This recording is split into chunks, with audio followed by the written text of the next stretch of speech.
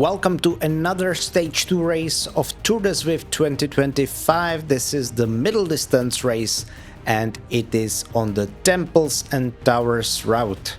It is in Mercury Island, it's 33.3 kilometers long and it has 321 meters of elevation, spread among 3 progressively more difficult climbs. Firstly, right after the start there is the rooftop KOM, then in the middle of the race there is the castle KOM, and then almost immediately afterwards there is the temple KOM, followed by a descent back into Nyokyo and to a sprint finish. As usual during Tour de Zwift, I'm trying to stay with the front group, but this time I didn't have a warm-up, which honestly on a course with climb this early wasn't a good idea.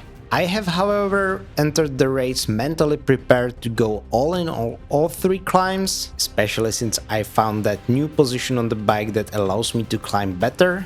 And here on the screen you can watch us doing the first climb towards the rooftops in Nyokyo. The group is going steadily around 5 watts per kilo and I'm trying to stay with the front of the group because I didn't want to risk getting dropped. Here we are witnessing an attack near the top of the climb, which put the whole group into chasing mode. At this point I'm still with the group, I'm barely hanging, my heart rate is around 185 BPM, which for me is nearing the max actually. My maximal heart rate is 194, but after pretty honest effort on the first climb I can say that I survived the first climb, and on the upcoming descent I'm going to focus mainly on recovery and I'm going to utilize my Zwift play steering as well as possible. The early break was caught and you can actually see the receipt of the chase written onto my face. I am completely red at this point, but honestly I had a pretty decent recovery on the downhill. Eventually my heart rate dropped into 150s, which for me is pretty comfortable range. And currently we are working to get out of the Nyokyo and near the castle. There is about a group of 20 riders at this point at the front. And besides some quick accelerations, the effort isn't anything crazy, which for me is a pretty good news. Soon we will see the gate in the distance, which caused me to use my drafting power-up in expectations that I will get another one on the gate. But it actually didn't happen, so I wasted it for no reason. We are now leaving Nyokyo and you can see on the chart that the pace is steadily increasing. There is a group of chasers about 15 seconds behind us and it looked like that the front group didn't want them to catch up. But since there were 2 pretty big climbs coming up, the pace fairly quickly got back into the zone 2 for me. So we are now enjoying the last bit of a calm before the storm. I expected this climb to be really difficult, but I was actually pretty confident that I wouldn't get dropped on this climb. I expected to get dropped on the Temple KOM, which is very difficult. It's on a dirt road and I do not know it pretty well. I do not really like Mercury Island that much, so I'm not very familiar with all the roads here. So I really didn't know where the steep sections of the Temple KOM are and even if there are any places for recoveries. So here we are approaching the start of the Castle KOM climb. It is a climb that I really like, it's quite fun actually. Once again, I moved to the drops and I was utilizing Zwift Play for steering because I wanted to climb for as little distance as possible. Once again, the group is doing steady effort at around 5 watts per kilo. But the steepest section of the climb is only yet to come. It's that cobbled section near to the top, which on the chart right now is marked in red. My heart rate isn't crazy yet, but I knew that would change really quickly. And here we entered the steep section and obviously I started to get dropped immediately. So I really pushed the power down right now. I started outputting over 500 watts, which was 7.5 watts per kilo. And I actually managed to stay with the group. But you can see right now around the corner there is a breakaway of 2 or 3 guys. And that move was the end of my ambitions in this group, even though I didn't know it yet. The front of the group started chasing those guys, we crossed the banner, I almost immediately popped the arrow boost to save my position in the group, but the group was already gone. However, I was still pretty content with my performance up to this point, and the next group, the chasing group, was about 30 seconds behind me, so I decided to really recover in zone 1 and to wait for them to approach me. Not too long after that, the group caught me and we were slowly making our way towards the finish climb of the day, the Temple KOM. So here we are going to do the right turn towards the dirt path and start climbing. But there was a problem, I was still tired from the previous climb. I went out of the saddle, pushed out some good watts, but eventually the fatigue caught up with me and I was dropped by yet another group. While it's true that my climbing has improved during the last weeks when I figured out the best position on the bike to climb, climbing is still not my strong suit and it is only a matter of time before I simply run out of steam.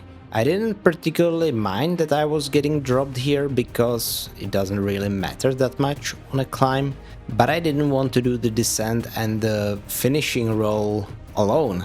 I wanted the group for that, so I noticed there is another group, another 30 seconds behind me. This time I wasn't aiming to recover, I was outputting a consistent zone 3, zone 4 effort, but it was only a matter of time before they would caught up to me, and that will prove to be actually pretty useful later down the road. Here is a little flat section on this climb before the finishing ramp to the top of Temple KOM, and I'm only a few seconds away from being caught by yet another group. Here they are, the first riders from there, and right before the climb finish there is going to be the rest of them. And they are not going slowly either, I will need to push quite hefty power to stay with even this group. What you need to realize is that while this is the third group of the race, which caught me right now, they are not bad riders. It is still a group that revolves around 30th place of this race, so I needed to push over 400 watts to actually stay with them.